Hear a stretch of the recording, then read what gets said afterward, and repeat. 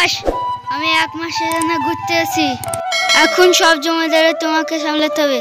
যদি আমার বইয়ে একটা পটল আর সিম চুরি হয়, তোমার দায়ী। ঠিক আছে জমিদার বাবু, কিছু চুরি হলে আমার দায়ী। ঠিক আছে আকাশ, তুমি এখন বাড়ি যাও, তাহলে আমি আসি।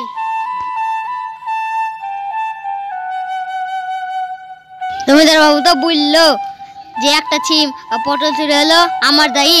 এখন তো সব চোরের আড্ডা, সব চুরি করে নিয়ে চলে যাবে। যা হবে তা পরে দেখা যাবে। ও আকাশ সোনা সোনা টিটির টিটির, ও মাটি সবুজ সবুজ। এই গিচ্ছে শালা, শুনছি কালকে থেকে লকডাউন পড়বে 5 মাস। আবার আজকেও তো কাজেও তো যায়নি, মনেও তো নাই। কিছু না কিছু কইরি, কাজ তো করতে হবে। কি করা যাবে? হ্যাঁ, জমিদারে তো অনেক ভুই আছে, আর ভুই গিয়েছে এবার। কারণ আমি যাব আর ভুইয়ে চুরি করতে। যাই এবার বাড়ির থেকে ডাউলি আর বস্তাটা আনিগা। ডাউলি দিয়ে নিড়াবো আর বস্তার মধ্যে মাল ফিরবো। লোকে বুঝতেও পারবে না কি করছে ছেলেরা। যাই।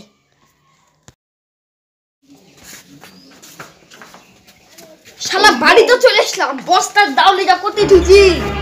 শালা কানা মানা হয়ে গেলাম নাকি? শালা মাথারও কিছু ঢুকে না। শালা বস্তার ডাউলিয়া যে রেখেছে, শালা আমি খুঁজছি এদিকে। যাই এবার জমিদারের বই থেকে হাত মাত সাফ করে যাই।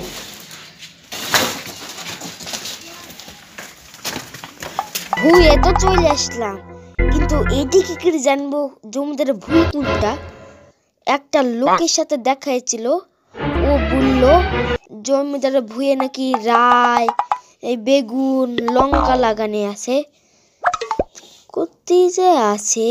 উড়িষ্যালা, আমার চোখের সামনেই তো লঙ্কা, রায়, বেগুন।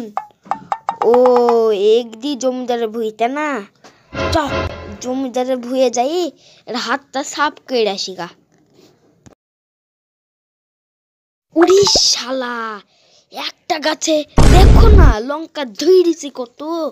আগে যদি জানতাম, আগে এসে হাত সাফ করে নিতাম। ওইসব ছেড়ো, লঙ্কা এখন সাফ করলাম হাত দি, নাহলে শালা লোক চলে যাবে।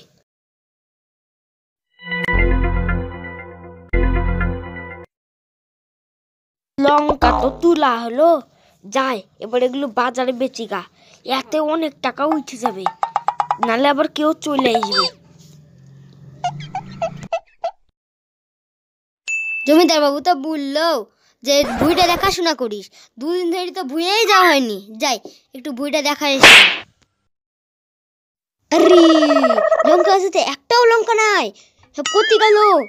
এবার জমিদার বাবু আমাকে লিবে। লঙ্কাগুলা দেখি তো মনে হচ্ছে লঙ্কাগুলা কালকে তোলা, চোরটা মনে হয় আজকেও আসবে। যাই ওই ঝোপগুলা পেছনে লুকাই গা, চোরটা আসলে ধরবো।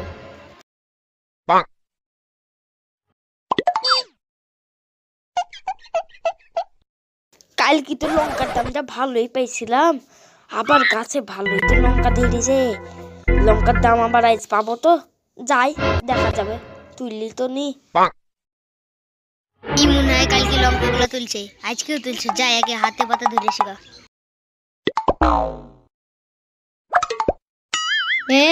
হাতটা জ্বালাসনি তো? হাত কেন জ্বালাসনি? বাবা শিবন, একটু মুখটা ঘুরাও দিনি। আরে বাবা রে, এত তোমার বেটা লাড়ু। এ লাড়ু, তুই জানিস নি জমিদার একটা জিনিস হাত দেওয়া পারেন, আর তুই এখানে লঙ্কা তুলছিস? চল শালা জমিদারের কাছে। কাকা তো সব চাইনি নিল, এবার কি করব? যাই হোক, কাকা তো টোপ টোপ মাইরি বাড়ি টাড়ি পাঠিয়ে দিই। এবার জমিদারকে পরে আমি দেখে নিব, যা হওয়ার হবে। টোপটা তো মারি। ওই যে কাকা, সেদিন তোমাকে বিড়ি খাওয়ার জন্য 5 টাকা দিয়েছিলাম দুর্গাপূজার মধ্যে, মনে আছে তোমার? যাই হোক, আজ লঙ্কা তুলছিলাম, এই কথা যেন কাউকে ভুলো না, জমিদারকেও নাই। তোমাকে আজ 2 টাকা দিব, এই কেসটা চাপা দিয়ে দাও। তো ঠিকই বলছিস বেটা। আর একবার দুর্গাপূজার মধ্যে তুই আমাকে 5 টাকা দিয়েছিলিস বিড়ি খাওয়ার জন্য, আর এখন বলছিস 2 টাকা দিব বিড়ি খাওয়ার জন্য। চল তাহলে দোকানে, আমাকে 2 টাকার বিড়ি খাওয়াই দেগা।